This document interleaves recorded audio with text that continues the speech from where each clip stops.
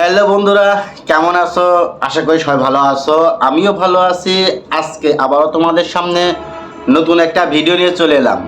কারণ বাংলাদেশের যে তাণ্ডব লীলা শুরু হয়েছে, সেই তাণ্ডব লীলার তাণ্ডব সিনেমা নিয়ে কথা বলবো আজকে। কারণ তাণ্ডব এবছরে 2000 মুক্তি পাওয়ার যে দৌড়ে চলে আসে, সেটা হলো সবার তুঙ্গে। কারণ প্রত্যেকটা সিনেমা থেকে আলাদাভাবে যে উন্মেদনা শুরু হয়েছে সেটা তাণ্ডবকে ঘিরে। আর এই তাণ্ডবকে নিয়ে আজকে কথা বলবো।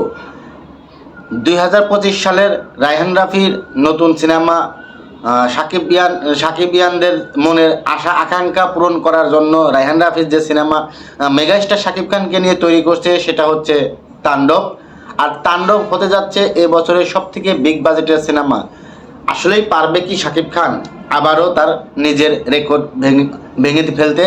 হ্যাঁ ভাই, এইরকম একটা কথাই চলে আসছে প্রত্যেকটা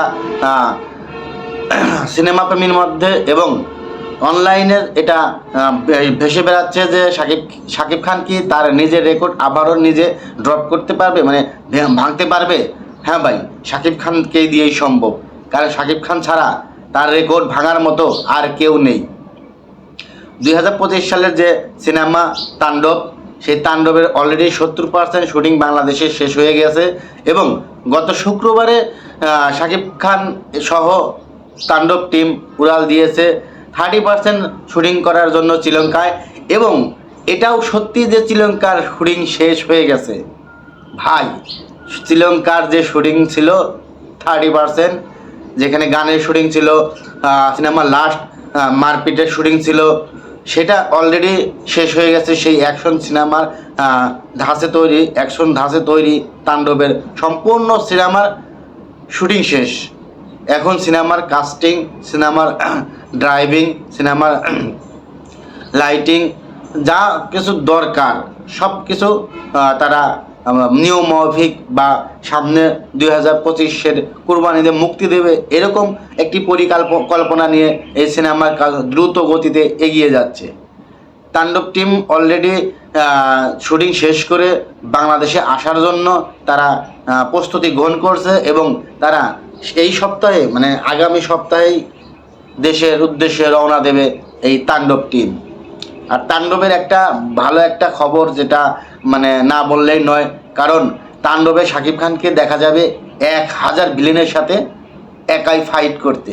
আরে ভাই, এরকম যদি হয়, তামিল সিনেমাকেও হার মানিয়ে দেবে। রায়হান রাফি কি পারে সেটা অবশ্যই দেখাই দিবে।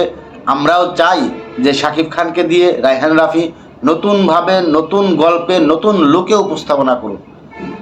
ভাই, যে টিজারটা প্রকাশ হয়েছে সেটার থেকে বোঝা যায় যে রায়হান রাফি আসলে মানে কোন মাপের পরিচালক, এবং তিনি বুঝতে পারে যে সিনেমা প্রেমী বা সাকিবিয়ানদের মনে কি চাচ্ছে।